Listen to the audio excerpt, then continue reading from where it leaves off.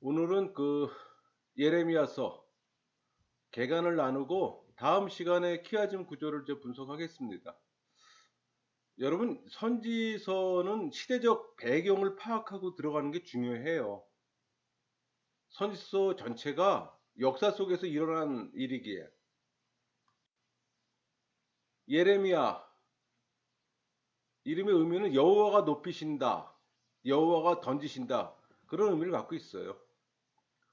우리 성경 기자 예레미야는 이 제사장 힐기야 아들이에요. 또 당시 바벨론의 그 네 차례 침략으로 유다가 멸망하는 현실에 직접 참여했던 사역자이기도 하며 선지자입니다. 눈물의 선지자라고 보통 얘기합니다. 별명이에요. 이 예레미야서 기록 연대는 예레미야가 소명 받은 때가 그 남유다 16대 왕 요시아 때거든요. 그러니까 요시아 13년을 시작으로 해서 뭐 무기토 전투에서 요시아 왕이 전사하고 또 바벨론의 네 번의 침입, 그렇게 해서 또 예루살렘 함락됐잖아요. 그리고 또 바벨론에서 그 여호와긴을 포로를 데리고 가서 방면등 시기까지 언급한 거로 봐서는 BC 한 627년에서 561경 사이로 보통 추정들 합니다.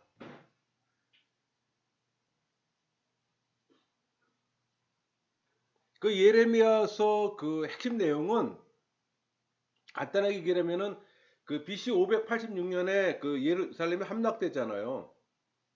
그 예루살렘 함락 전과 후에 선포된 심판과 회복의 예언들과 또 현실 참여했던 선지자로서 또 예레미야 개인을 둘러싸고 그 발생한 일련의 사건들과 관련 예언들입니다. 그러니까 크게 보면은 그 유다의 포로됨과 기환, 또 하나님의 심판과 새 언약으로 인한 구원의 메시지예요. 전체 그림은 예레미야는 그 바벨론의 침입과 예루살렘의 함락을 범죄한 유다에 대한 하나님의 그 공의로우신 심판으로 봤기 때문에 백성들이 순순히 항복하는 것이 하나님의 뜻이라고 선포한 겁니다. 그러니까 하나님께서는 심판하시지만 다시 회복해 주실 걸 말씀하세요. 여러분, 예레미야서는 연대순으로 기록되어 있지 않고 주제별로 기록되어 있어요. 그래서 유다 왕들의 통치 연도에 따라 살펴보는 게 핵심입니다. 우리 선지서 17권은 많은 사람들이 좀 어렵게 생각해요. 근데 그런 분들이 꼭 기억할 게 있어요. 예언서 17권의 핵심 주제는 심플합니다. 그 예루살렘을 정점으로 유다의 멸망과 또 바벨론 포로 기환을 통한 이 선민 역사 회복이라는 그 두 양대 사건이에요. 그것만 꼭 기억하면 됩니다, 여러분들이. 유다 멸망과 바벨론 포로 기환을 통한 선민 역사의 회복. 그 핵심 그 테마만 여러분들이 기억하면은 전체 흐름을 놓치지 않고 갈 수가 있어요. 그러니까 유다 멸망은 여호와 신앙을 버리고 또 우상 숭배 등을 통해 이 타락하고 범죄를 거듭하는 이 이스라엘 백성들 향해 하나님께서 여러 선지자를 보내서 권면했잖아요. 그러나 이스라엘 백성들은 돌이키지 않았어요. 그래서 결국 집행된 공의의 심판 사건입니다.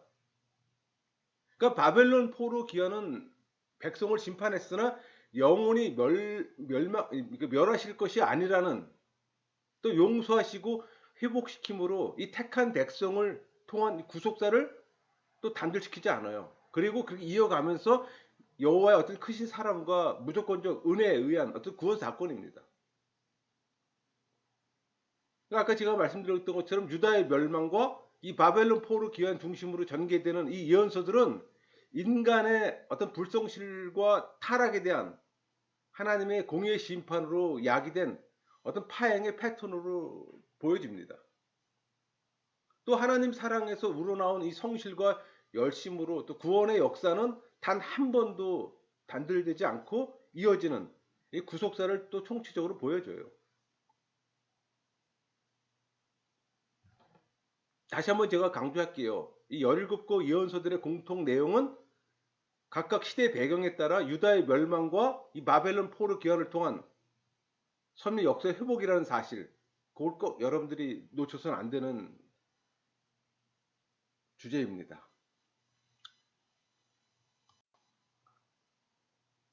예레미야는 그 구약 예언의 1차적 분수령인 그 BC 586년, 그러니까 바벨론의 3차 침입에 의한 그 예루살렘 함락을 정점으로 해요. 그래서 유다의 어떤 최종 멸망 사건의 현장에서 가장 치열하게 현실 참여하며 활동한 선지자입니다.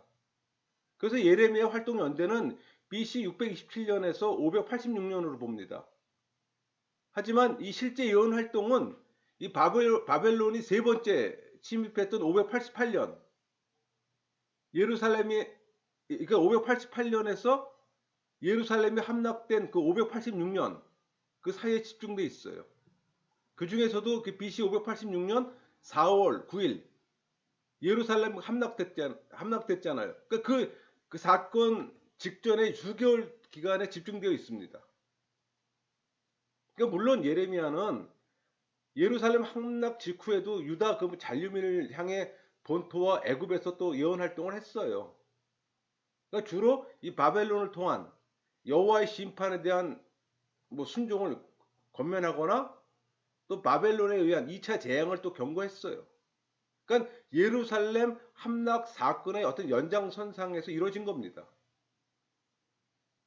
그리고 또 예레미야는 구약 다른 선지자들보다도 그 예루살렘 함락과 유다의 멸망 사건 전후에 집중해서 가장 영향력 있게 활동한 선지자라고 말할 수 있습니다.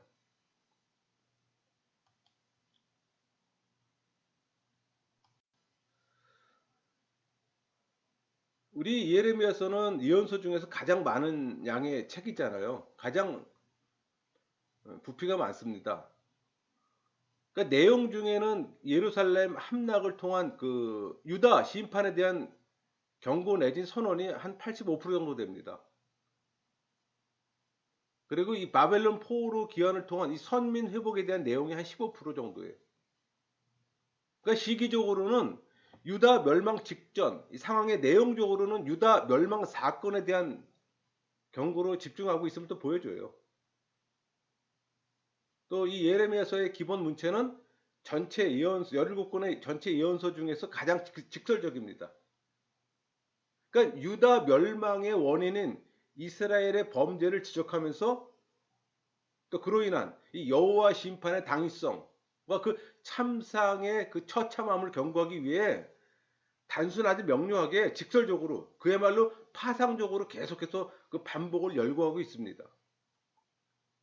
그러니까 본인이 예루살렘 현장 한 가운데서 주역이었잖아요. 그 주역의 한 사람으로 그 어떤 선지자들보다 더 가까이 현장의 백성들과 부대끼면서 직접 그들을 향해 여호와의 말씀을 전해야 했던 현실에서 파생된 겁니다. 이 남유다 말기의 역사, 또 바벨론 침입, 그 선지자 활동이 맞물려 들어가는 거예요. 그러니까 예레미야서는 아까도 서두에 얘기했지만 연대순으로 기록되어 있지 않잖아요.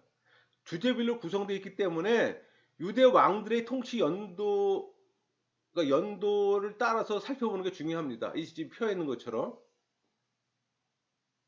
그러니까 예레미야서는 물론 구약 역사서나 동시대를 다루는 다른 예언서를 제대로 이해하기 위해서는 이 주요 관련 사건 연대표를 요약해보고 보다 또 폭넓게 체계적으로 이해할 필요가 있어요. 그게 이 예언서를 공부하는 요령입니다. 또 예언서를 읽는 요령이기도 하고.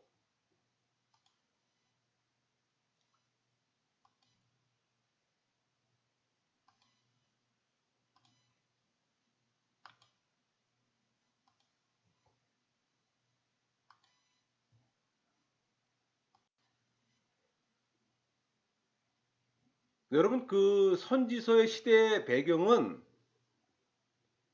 분열 왕국 시대 후기와 또 바벨론 포로 시대는 이 이스라엘이 뭐 아수르, 바벨론, 뭐 페르시아, 그리고 이 남방의 그 애굽 등에 이어서 그 이 다 제국이잖아요. 당시 제국으로 이제 등장했던 나라들인데 이 제국들의 싸움에 휘말려 들어간 격동의 시대였습니다.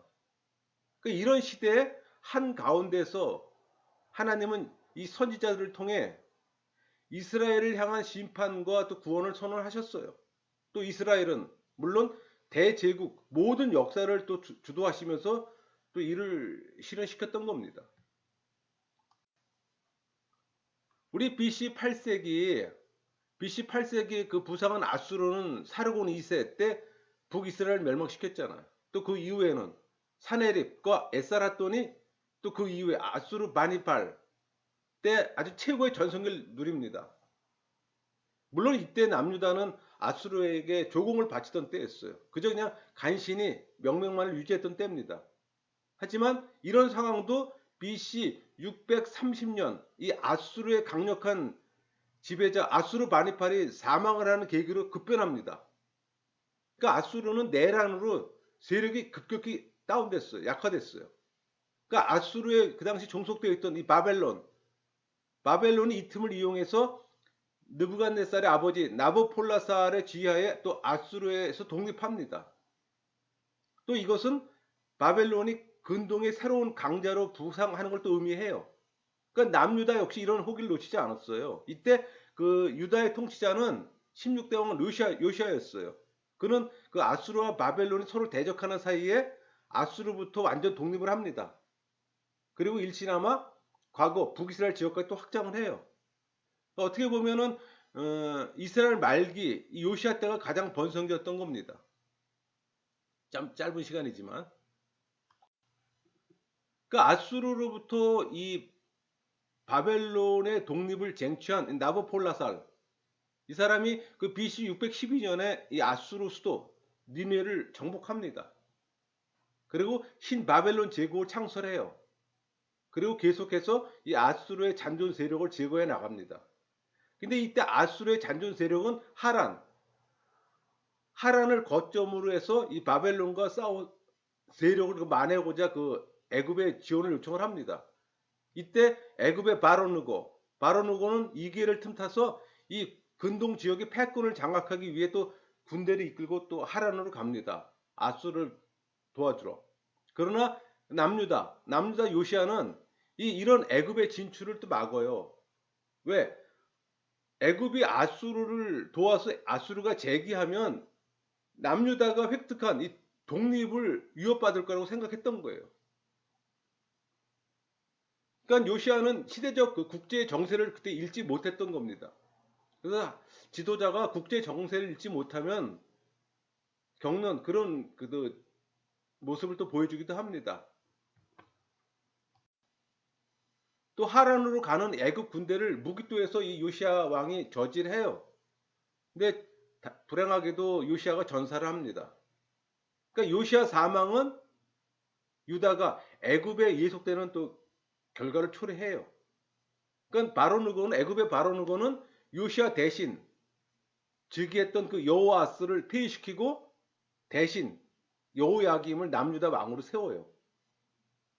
또 이에 여호야김은 또 당연히 애굽에서 세운 왕이기에 또 친애굽 정책을 펼 것이고 하지만 애굽도 BC 605년 이 갈그미스 전투에서 바벨론에게 패배합니다. 그러니까 고대 근동의 패권은 바벨론이 장악하는 겁니다. 결국 이 같은 상황은 친애굽 왕권일 수밖에 없었던 이 남유다가 또 바벨론 침공을 당하는 또 결과를 초래합니다. 그러니까 갈그미스 전투에서 이 애굽의 바로누고를 꺾은 이 바벨론의 느부갓네살은 또 남유다를 침공해요. 또 이에 다급해진 또 여호야김이 또 바벨론에게 충성을 서약하고 또 바벨론은 물러갑니다. 이때 다니엘 등 유다 귀족층 그 자제들이 바벨론으로 포로로 잡혀가는 거예요. 그게 다니엘서 1장 1절에 언급됐던 내용입니다. 그러니까 이것이 소위 말하는 바벨론의 1차 침공과 바벨론 1차 포수예요. 하지만 또 얼마 되지 않아 또 여호야김은 바벨론을 배반하고 또 그로 위해 BC 602년하고 BC 597년 2차, 3차 또 침공이 이루어집니다. 그러니까 바벨론이 쳐들어온 어간의 또 이유는 뚜렷이 알 수 없으나 여호야김은 또 사망해요. 그러니까는 남유다 여호야김의 아들 이 여호야긴이 즉위하지만 남유다를 침공한 이 바벨론에 의해 또 여호야긴은 에스겔 선지자를 비롯한 많은 인재들과 함께 즉위 3개월 만에 또 바벨론으로 사로잡혀 갑니다. 그게 우리 열왕기 하 24장 15절 얘기예요. 이것이 2차 바벨론 포수입니다. 그러니까 바벨론은 여호야긴을 대신해서 그의 삼촌 시드기야를 남유다 왕으로 세우지만 또 그 역시 신애굽의 영향을 받아 이 반바벨론 정책을 추진합니다. 이런 이유로 또 바벨론 소환을 받지만 또 기획한 이후에 계속해서 애굽의 사주를 받아 또 반바벨론 정책을 펴요. 근데 이렇게 남유다가 그 애굽에 가까이 할 수 있었던 건 오랜 동안의 관계 때문에 맺어진 어떤 그 역사적인 어떤 친선 관계였어요. 그 반면에 바벨론은 새로 등극한 제국이기에 어떤 관계성이 없었잖아요. 그러다 보니까 자꾸 이제 애굽에 그 매달리는데 사실 또 애굽은 이미 세력이 떨어지는 지는 해였거든요. 그러다 보니 당연히 선택 잘못한 또 남유다에게는 피해가 올 수밖에 없는 거죠. 그러니까 바벨론이 결국 아예 나라를 없애기로 작정하고 BC 588년에 남유다를 침공합니다. 그러니까 2년에 걸쳐서 예루살렘을 포위해요. 그리고 BC 586년에 예루살렘을 정복합니다. 그러니까 BC 586년 4월 9일 예루살렘을 정복한 이 바벨론은 유다가 더 이상 국가로 유지될 수 없을 정도로 성벽을 무너뜨려요. 그러니까 방어벽을 완전히 없애는 거예요. 그게 4차 침입이었어요. 그 예레미야가 처음 소명받은 때가 BC 627년 요시야 왕이 그 한참 종교 개혁을 일으킬 때였어요. 그러니까 BC 722년 북이스라엘이 아수르에서 멸망당했잖아요. 그 이후로 이 선민 역사의 명맥만을 유지하는 남유다.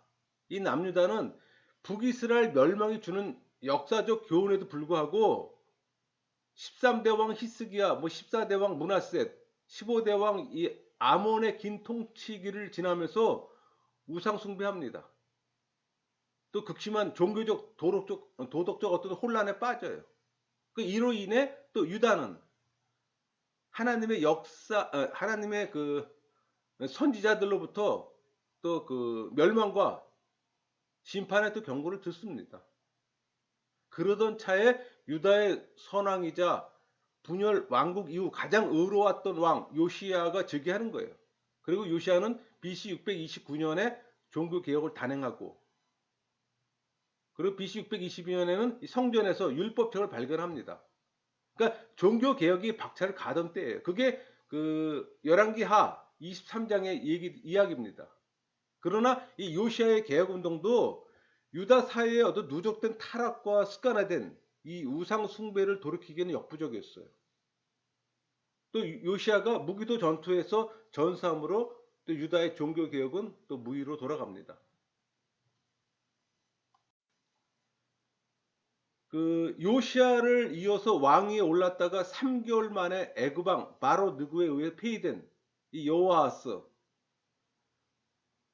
이은 그 18대 왕 여호야김 이 여호야김은 또 요시아가 금지한 이 문하셋과 아몬 당시의 우상 숭배를 또 부활시켜요. 또 심지어는 이 심판을 선포하는 또 선지자들을 박해하고 또 하나님의 예언이 기록된 또 두루마기를 불태우는 또 만행을 저지릅니다. 그러니까 여호야긴과 시드기야 왕도 결코 뒤지지 않을 정도로 이 철저하게 여호와 신앙을 외면해요. 그 결과 남유다는 BC 586년 바벨론 4차 침공을 받아 느부갓네살에 의해서 완전히 멸망당합니다. 그러니까 에레미야는 이 같은 시대의 흐름 속에서 BC 627년에서 586년 이 40년간 하나님 말씀을 이스라엘을 향해 대언합니다.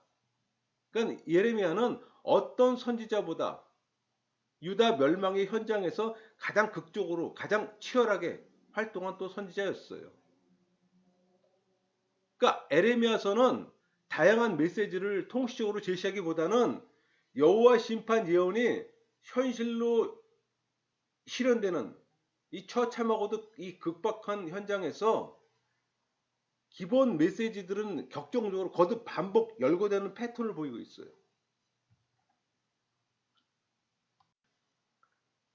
그 에레미야가 그 거듭 맺혔던 메시지는 세 가지를 축약이 돼요. 그러니까 타락한 남유다를 바벨론 통해 심판하실 거하고, 바벨론에 의한 유다의 멸망은 확정됐다는 거, 또 여호와께서는 일시적으로 심판하사 멸망시키셨으나 버리신 건 아니라는 이 세 가지 메시지가 축약됐음을 우리는 알 수가 있어요. 그 첫 번째가 타락한 남유다를 바벨론을 통해 심판하실 것이다. 그러니까 유다의 범죄는 여호와를 배역하고 언약을 저버리는 것으로 또 부당하고도 가증한 겁니다. 그러니까 심판을 초래하는 이 죄악과 타락상에 또 그에 상응하는 여호와의 심판의 경고는 아무리 열거하고 반복해도 부족할 정도예요. 그러니까 범죄에 대한 이 심판 선언은 1차적으로 범죄에 대한 공의의 심판 선언입니다.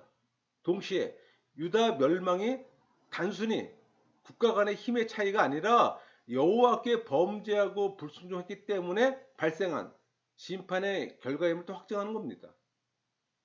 그래서 이 멸망의 원인을 미리 규정해 사후라도 이 백성들이 그 유다 패망의 원인과 진실을 바로 깨닫고 오직 그 원인은 자신들의 범죄를 회개하고 여호와께 돌아오도록 이끌기 위한 겁니다.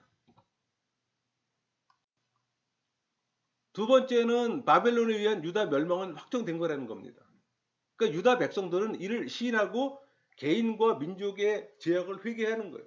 그리고 바벨론 통치와 지배를 여호와의 뜻으로 수용하고 순응하는 것이 유일한 현실적 대책이었어요. 그러니까 사건의 실상을 외면한 채 근본 해결책인 신앙 개혁과 여호와의 관계 갱신을 뒤로 한 채 그저 그냥 현실적 고통에서 어떤 벗어나는 일에만 연연해서는 안 된다는 겁니다. 그러니까 심지어는 인위적인 방법으로 이를 해결하고자 애굽에 의지해서는 안 된다는 거예요. 여호와의 주권과 섭리에 이 순종, 또 바벨론의 일시적 통치를 받아들이고 신앙 회복에만 주력해야 된다는 얘기. 그러니까 여호와의 심판이 결정된 이상 이를 인정하고 또 새로운 역사를 시작하기 위한 바른 자세가 필요했던 겁니다. 그러나 남유다는 그렇게 하지 않았잖아요. 세 번째가 이 여호와께서는 일시적으로 심판하사 멸망시키셨으나 버리신 것은 아니다. 이 얘기는 여호와는 예루살렘 함락과 이 바벨론 포수라는 사건으로 죄악을 징계해 어떤 공의를 실현하는 동시에 또 스스로 깨달아 회개하고 신앙 회복하는 계기와 또 새로운 기회를 주시고자 했어요. 또 70년이 지나면 또 다른 이방 세력, 이제 페르시아가 되겠죠. 메데바사. 이방 세력을 통해 바벨론 포수에서 해방시키시고 본토로 돌아오게 합니다. 그리고 메시아의 왕국에 이르도록 선민의 역사를 계속 또 이끌어 주실 겁니다. 그러니까 인간들은 하나님께 불성실하나 하나님은 끝까지 신실하세요. 그리고 당신의 백성을 영원한 영광과 축복의 나라로 이끌어 주세요. 그러니까 이는 구약 이스라엘 역사에서 거듭 발견되는 구원 역사 전개 기본 패턴이에요. 동시에 우리의 인생과 역사의 완전한 구원을 확신할 수 있는 또 절대적 근거이기도 합니다. 여러분 예레미야는 예루살렘 함락과 바벨론 포수 현장의 한 가운데 있어야 했어요. 그러니까 여호와의 어떤 경고와 권면 말씀을 멸망 중에서도 거부하며 자신을 핍박하는 이 동족들로부터 버림받고 또 저주당하는 또 고통까지 감내해야 했습니다. 그러니까 심판의 원인을 직시하고 제국의 통치를 순응하면서 또 여호와의 신앙을 회복하라는 이 현실적 대안 제시를 이 지도자들은 물론 대중들로부터 거부당했어요. 오해와 미움을 받아 끝까지 따돌림과 원망의 대상이 되었던 겁니다. 그러니까 이 같은 시대적 배경, 또 예언의 핵심 메시지, 그 개인의 행정 모두가 그를 눈물의 선지자로 불려지게 만들었던 거예요. 그러니까 예레미야가 수록된 이 예언을 행한 것은 BC 586년에 그쳤어요. 개인의 활동 연대는 BC 627년에서 586년 사이입니다. 근데 여러분 52장은 그 추가 본문이에요. 그러니까 역사적 후기 등의 어떤 후대의 추가 본문을 완료된 시기를 감안한다면은 기록 시기는 BC 627년에서 561년으로 또 확장이 됩니다. 이제 구조를 볼까요? 그러니까 예레미야 이 내용 구조를 보면은 첫 장과 마지막 장에서 각각 한 장씩 분량으로 서론과 후기의 역할을 맡아요. 그러니까 1장과 52장 사이에 4부로 나누어집니다. 그게 본론부로 전개되는 구조예요. 그러니까 서론 1장은 성경 기자 예레미야를 밝히고 또 사역 기간을 명시한 후 또 예레미야가 선지자로 소명받은 사실과 또 그가 선지자로 소명받을 때 받은 두 가지 환상을 기록하고 있어요. 그러니까 예레미야는 연약한 자연인으로서 또 선지 소명을 거절했어요. 그러나 또 하나님의 강권으로 또 선지자로 세워지는 것을 또 부각시킵니다. 또 선지자로 세우시면서 함께 하시고 또 지켜주시고 능력 주실 걸 또 약속하셨어요. 또 이를 성실하게 지켰음도 또 시사합니다. 그러니까 메시지는 예레미야가 자기 의사로 선지자 된 것도 아니고 또 예언 활동한 것도 아니고 자신의 또 이념이나 주장을 전한 것도 아니에요. 오직 하나님 말씀을 대언한 것뿐임을 또 강조합니다. 그래서 앞으로 이 기록될 말씀의 진정성과 신적 권위를 미리 강조하는 역할을 하고 있어요. 그게 1장이에요. 이 본론부는 그 3부로 나뉩니다. 근데 1부는 예레미야 그 사역 기간 중에 선포했던 그 예언들 중에 12편의 예언서를 추려서 정리한 모음집이에요. 이 상호 독립된 예언들이면서도 유다의 타락을 지적하면서 또 여호와의 심판을 경고하는 또 공통점을 갖고 있어요. 그러니까 이 12편의 단편 예언들은 각각 소재와 뭐 관점, 뭐 1차적 대상, 또 예언 전달 방식, 그 문학 양식 등을 달리합니다. 그러나 모두 다 유다의 제목과 타락상을 지적하고 또 그에 대한 하나님의 심판을 경고한다는 또 기본 주제를 같이 하고 있습니다.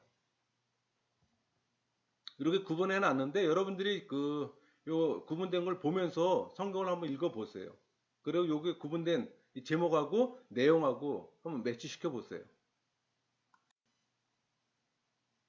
이 본론부의 전반부는 이 선민 유다의 범죄와 그에 대한 이 여호와의 심판을 12번이나 반복 열거하는 양상을 보여줍니다. 여기서 제시되는 그 선민의 범죄를 요약하면 선민의 정체성의 근간이 되는 여호와 신앙의 오염, 또 여호와에 대한 배교, 또 영적 간음 행위인 우상 숭배, 또 이 여호와 율법과 또 선지자들을 통해 명백하게 제시된 여호와 말씀의 불순종, 마지막으로 개인과 사회 전반의 타락의 만연. 그러니까 이들은 서로 연결된 것으로 어떤 그 선민의 유다를 심판과 멸망에 또 절벽으로 떨어뜨립니다. 그러니까 예레미야는 이 범죄 행위를 다각히 또 묘사하고 기록하면서 그에 대한 여호와의 심판도 뭐 추상적이거나 포괄적으로 말하지 않아요. 이 각 범죄를 심판의 날에 있을 참상의 세부 상황과 각각 대응시키고자 노력했습니다. 또 이것은 범죄 행위와 심판의 이 상관성 내지 이 필연성을 최대한 부각시키고자 하는 성경 기자의 또 의도를 잘 보여주기도 해요.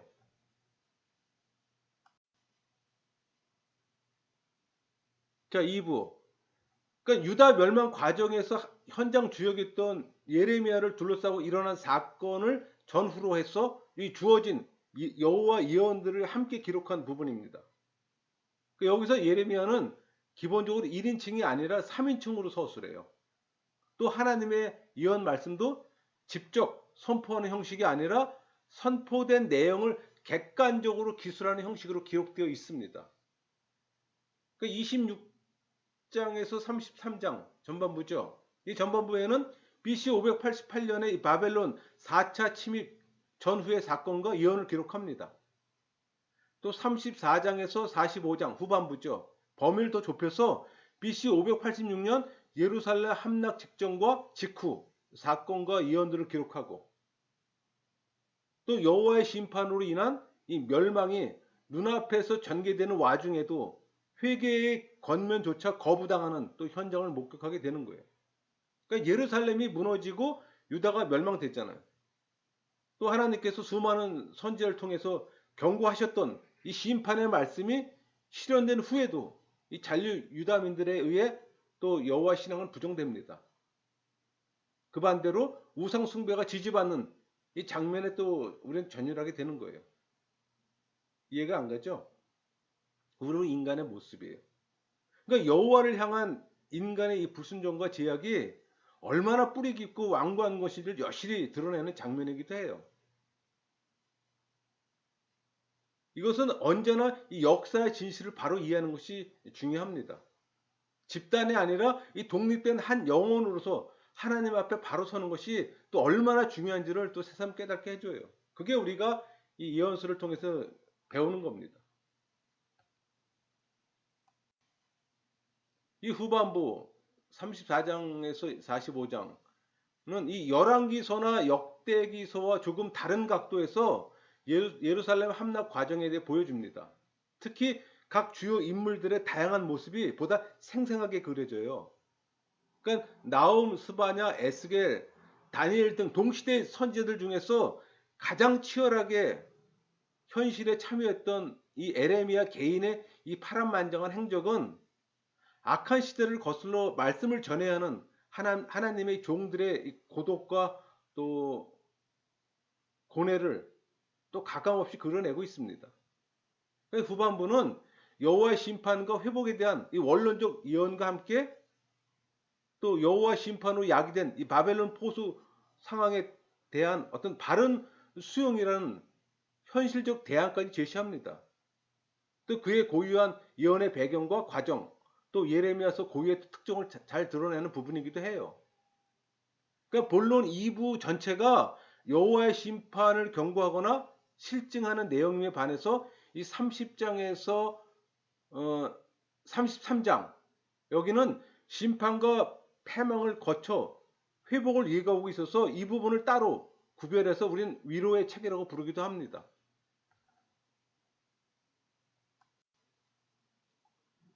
그러니까 일부에서 거듭 예고된 이 선민 유다의 심판과 멸망이 실현되는 과정을 2부를 통해 이 기술했던 기자는 이제 본론부 말미에서 그 유다 주변 국가들에 대해 유다와의 관계 안에서 그들 각각의 미래와 또 운명에 대해 예언하고 있습니다. 이것은 여호와 주권이 선민 유다에 국한되지 않고 세계 만방에까지 미침을 또 보여줘요. 또 심판당에 멸망했으나 하나님이 버리신 것이 아니라 오히려 이들을 중심으로 세계사를 이끌어 가실 것임을 또 시사하고 있어요. 그러니까 유다가 멸망했으나 이는 하나님이 당신의 심판과 또 구원을 이루어가는 과정일 뿐이에요. 여러분, 하나님의 절대 주권과 유다를 향한 절대 사랑은 영원해요. 하나님은 선민을 중심으로 한 이 구속사를 완성하실 것을 유다와 이방 모두에게 지금 선언하고 있는 겁니다. 여러분, 우리 그 역사서에서 공부했지만은 역사서에서 이스라엘 백성들은 단 한 번도 우상 숭배를 끊어본 적이 없어요. 계속 여호와 신앙과 우상을 같은 선상에 놨어요. 근데 재밌는 사실은 뭐냐면 이 바벨론 포수 70년 이후는 우상 숭배가 이스라엘 백성에는 완전히 없어집니다. 그게 이제 이 70년 기간에 70년 동안 얻은 가르침이에요. 그 오랜 세월 동안 우상을 숭배했던 이스라엘 백성이 바벨론 포수 70년 이후부터는 우상이 완전히 제거됩니다. 상상할 수 없죠. 그렇게 오랜 동안 제거되지 않았던 우상 숭배가 바벨론 포수 70년 후에 다 없어졌다는 사실.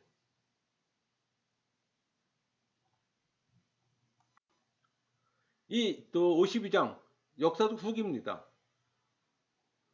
그러니까 1장의 그 서론과 대응해서 이 본론부 후미에서 예레미야서를 마감하는 부분이에요. 그러니까 유다의 마지막 왕 시드기야가 즉위해서 예루살렘의 함락과 유다 멸망 전후와 관련된 주요 사건과 또 바벨론 포수 상황을 다시 요약합니다. 일종의 부기 형식으로 추가된 부분이에요. 그러니까 끝에 짧게나마 이 바벨론 왕 에월 무로닥이 여호와김 구금을 해제하고 죽을 때까지 예우하고 또 선대했음을 밝혀놓고 있어요. 그 후기는 결국 예레미야의 예언의 핵심이었던 유다 멸망이 온전히 성취되었다는 사실과 바벨론 포수 이후에도 유다의 명맥이 유지되어 예레미야가 예언했던 이 선민 유다의 회복의 불씨가 꺼지지 않고 있었음을 또 시사합니다. 그러니까 52장은 예레미야의 예언의 진정성과 선민 회복의 희망을 부각시키며 또 예레미야서를 자연스럽게 마감하는 역할을 해요.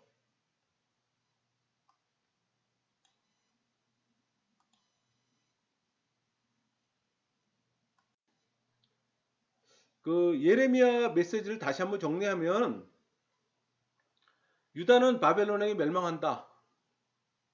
또 유다가 제약에서 돌아오면 하나님은 바벨론 손에서 건져주실 것이다. 또 유다는 회개하지 않다가 바벨론에 예속되어 목숨을 건진다. 또 유다는 멸망했다가 회복해 세계를 지배할 것이다. 또 바벨론은 멸망하여 다시는 회복하지 못한다. 이게 그 예레미야서에서 주는 큰 메시지 요약입니다. 그러니까 예레미야서는 유다로 하여금 심판의 선고를 또 듣고 하나님 뜻에 복종함으로 닥쳐올 재난을 피하기 위해 기록되었어요. 특히 의례적이고 형식적인 종교보다 마음의 종교를 강조했던 겁니다. 마지막으로 제가 강조하는 것은 연대순으로 정리되지 않고 예언이 반복되어 나오기 때문에 흔히 그 무질서한 책으로 또 얘기합니다.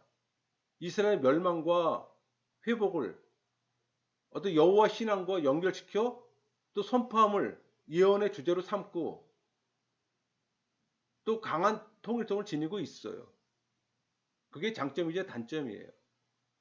이렇게 해서 우리가 개관은 간단히 마쳤고 다음 시간에 우리가 키아즘 구조를 두 번에 나누어서 예레미야서를 다룰 겁니다.